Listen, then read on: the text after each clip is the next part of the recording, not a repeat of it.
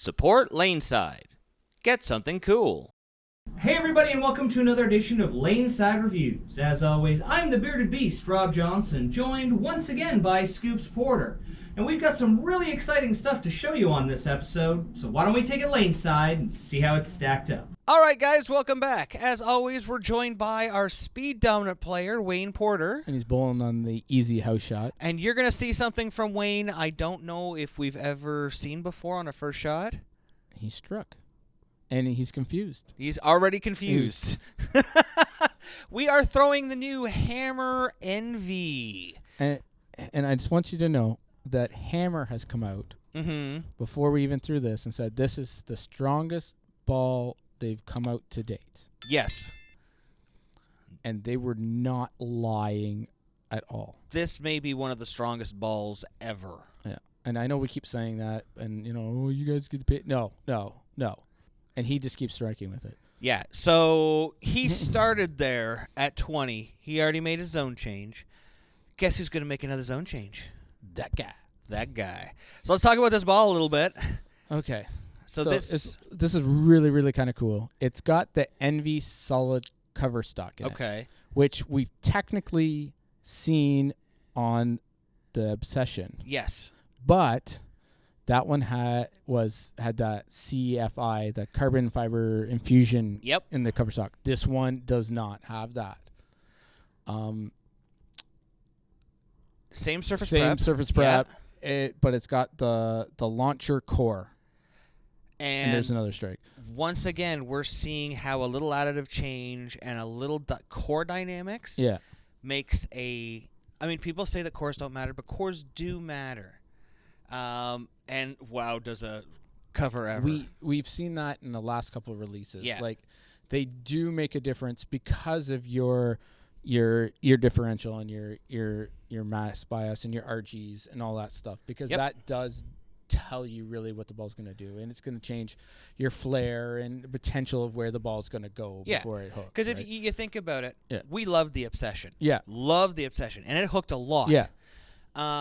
But if all things are equal, if the only difference is the CFI and the core, which if you look at the core in the Obsession, it's a 246 050 013 core compared to the Envy, which is a 250 055 021. So we're seeing more flare, a stronger mass bias for a stronger motion, and RG that should in fact push it down lane a little bit. Without that CFI getting it to roll extra early, we're seeing a lot of performance at the break point. I was going to say, Wayne hasn't really missed much. Has he missed? I don't know. Did he miss the last one when we were talking? Watch this. Look at this. That's way okay. We missed that time. That was the hang spot, though. Yeah. Nobody can make it come back from there. I want to point out, though, for our speed dominant player, who does not get left. He had the ability to go from 0 to plus 10 boards of hook. He was able to move 10 boards left and actually get the ball to circle the lane, create more entry angle, and strike harder. And not try to make it do it. That's right. It just did it itself, right? So here he is with the bonus. The bonus has nowhere near the core dynamics. No. So, it's their nice benchmark ball. That's right. You can rely on and read the lanes. But you think, if we're putting apples to apples, if it's only CFI and a little bit of core dynamics, and we're seeing huge performance differences. Now, this is amazing here. How much performance he got and how close it was to the benchmark. It was that's why he was confused. That's why we were all confused. But then he started moving left, and you could really see the difference, like in these ones here. We're not just whistling Dixie. No. This is, you can see the difference. And this is like... This is our speed dominant player. Look at this. Look at the shape. Yeah.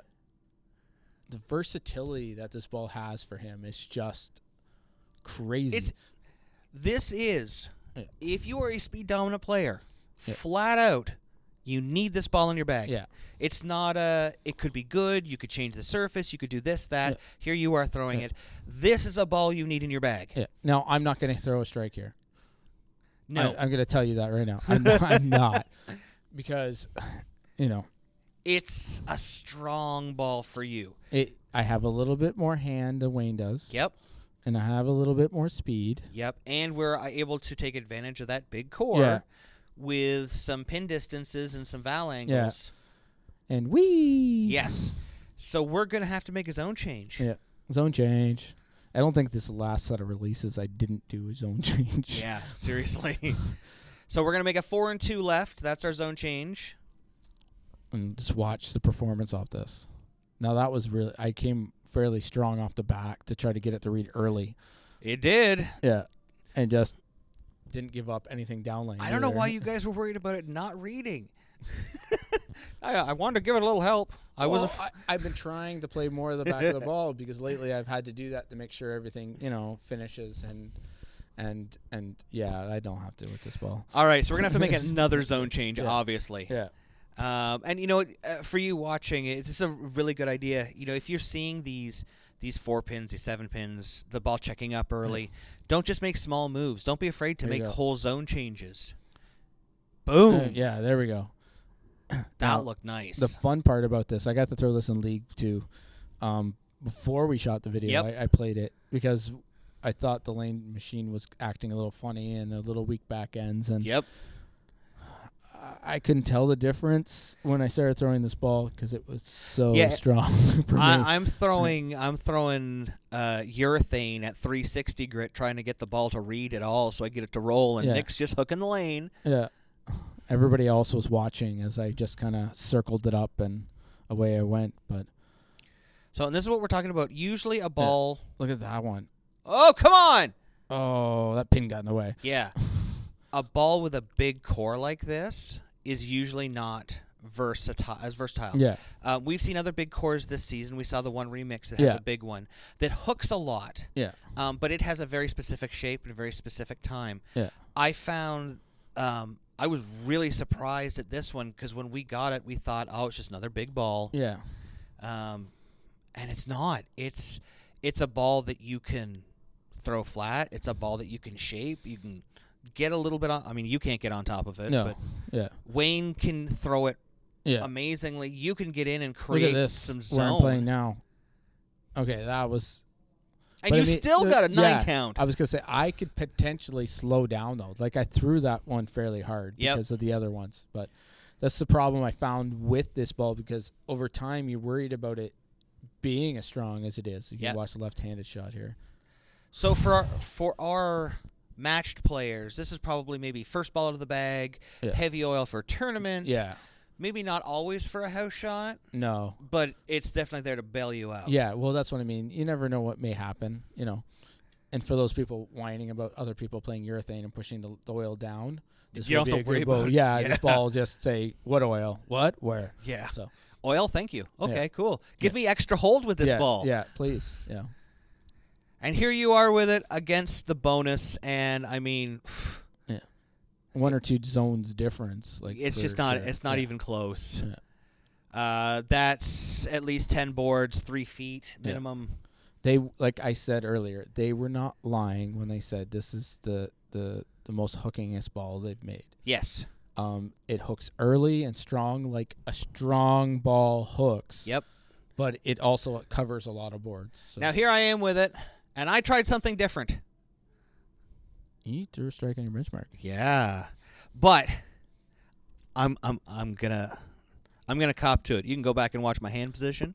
My hand was broken, and I threw it as hard as I could. He knew ahead of time because he watched us bowl. He's like, I'm not going to be able to keep this on the lane throwing it normal. Yeah, I threw that as hard as I could at the gutter with a broken wrist, and it hooked into the pocket. I was gonna say, you want to see him wheel the lane. There's a Instagram or a TikTok or whatever it is out there, and he's barely on the screen. Yeah, I was 10 boards left of the split on the approach. Yeah.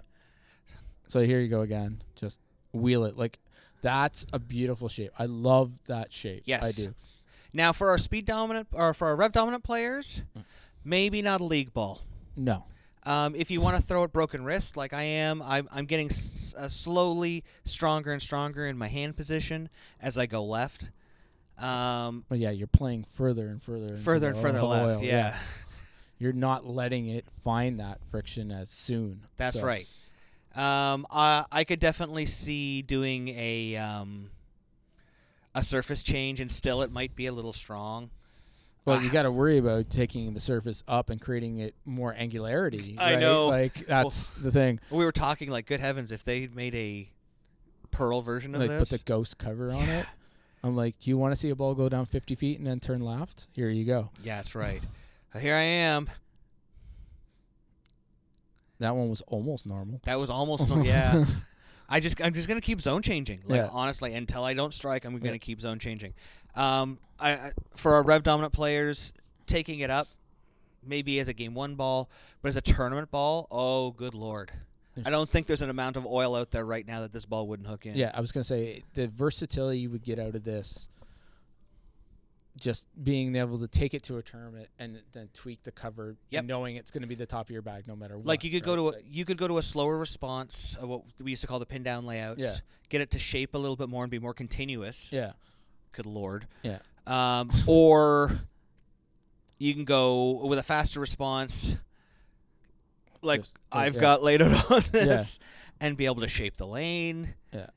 I mean, get it to roll early by hitting it at 500. Like, if you put a nice neutral layout on it, you can adjust that cover, hit it early, get it to roll sooner on a shorter pattern, and then friggin' for a long pattern, just put some shine on it, and away you go, you know? I'm honestly really, really hoping. I know you're scared of it, but I'm really hoping we see a pearl or a hybrid version. A hybrid I can deal with. With polish.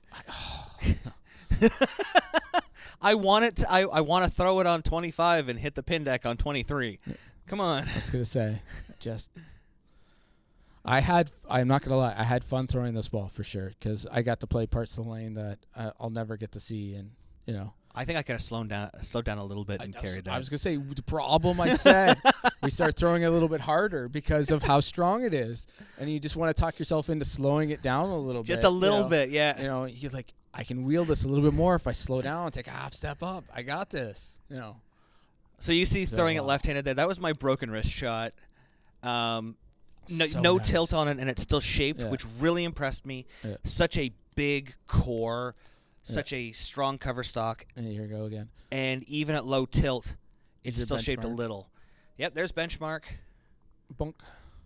And that's not a lot of shape, and that's the way I like it. I don't need the ball to shape. No, and that's what that ball's supposed to do. Yep. Because you got balls like this one. That's right. That you can throw. I was talking to somebody the other day, and I explained bowling's becoming more and more like golf. We need to have those 9 pieces, like the 9 clubs in your golf bag, to really be able to adjust to the way things are changing now. Especially with, no oil on the outside, the good old Sahara Desert. Yeah. You're seeing a lot of weird lane-to-lane topography coming up, house-to-house. Yeah. And that's the thing, the balls are so different in reaction like this one. Look at this. I'm going to throw these 2 different speeds, create 2 very different shapes. I think the speed dominant one was actually earlier. Yeah. Good heavens. This actually has me green with envy.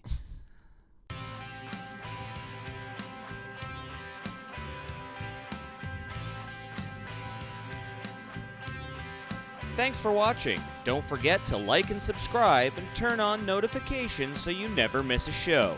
So until next time, guys, we'll see you laneside.